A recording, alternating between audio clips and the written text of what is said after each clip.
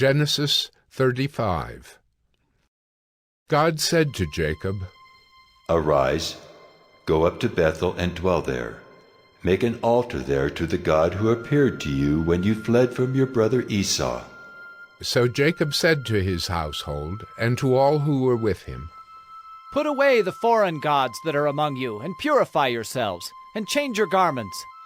Then let us arise and go up to Bethel, so that I may make there an altar to the God who answers me in the day of my distress, and has been with me wherever I have gone. So they gave to Jacob all the foreign gods that they had, and the rings that were in their ears. Jacob hid them under the terebinth tree that was near Shechem. And as they journeyed, a terror from God fell upon the cities that were around them, so that they did not pursue the sons of Jacob. And Jacob came to Luz, that is Bethel, which is in the land of Canaan, he and all the people who were with him. And there he built an altar, and called the place El Bethel, because there God had revealed himself to him when he fled from his brother. And Deborah, Rebekah's nurse, died, and she was buried under an oak below Bethel. So he called its name Alon-Bacuth.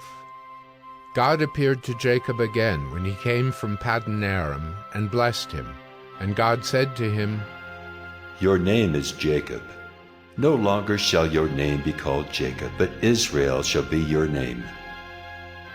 So he called his name Israel. And God said to him, I am God Almighty. Be fruitful and multiply. A nation and a company of nations shall come from you, and kings shall come from your own body. The land that I gave to Abraham and Isaac I will give to you, and I will give the land to your offspring after you. Then God went up from him in the place where he had spoken with him.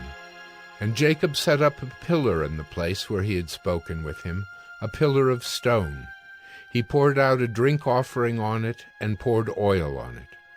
So Jacob called the name of the place where God had spoken with him Bethel. Then they journeyed from Bethel. When they were still some distance from Ephrath, Rachel went into labor, and she had hard labor.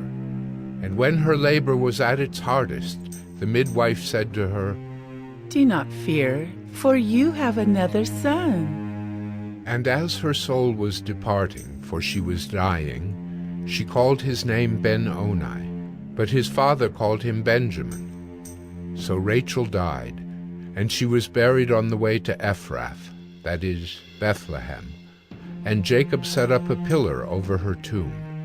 It is the pillar of Rachel's tomb, which is there to this day. Israel journeyed on, and pitched his tent beyond the Tower of Eder. While Israel lived in that land, Reuben went and lay with Bilhah, his father's concubine. And Israel heard of it. Now the sons of Jacob were 12, the sons of Leah, Reuben, Jacob's firstborn, Simeon, Levi, Judah, Issachar, and Zebulun. The sons of Rachel, Joseph and Benjamin. The sons of Bilhah, Rachel's servant, Dan and Naphtali. The sons of Zilpah, Leah's servant, Gad and Asher. These were the sons of Jacob who were born to him in Paddan Aram. And Jacob came to his father Isaac at Mamre, or Kiriath Arba, that is, Hebron, where Abraham and Isaac had sojourned. Now the days of Isaac were 180 years, and Isaac breathed his last, and he died and was gathered to his people, old and full of days. And his sons Esau and Jacob buried him.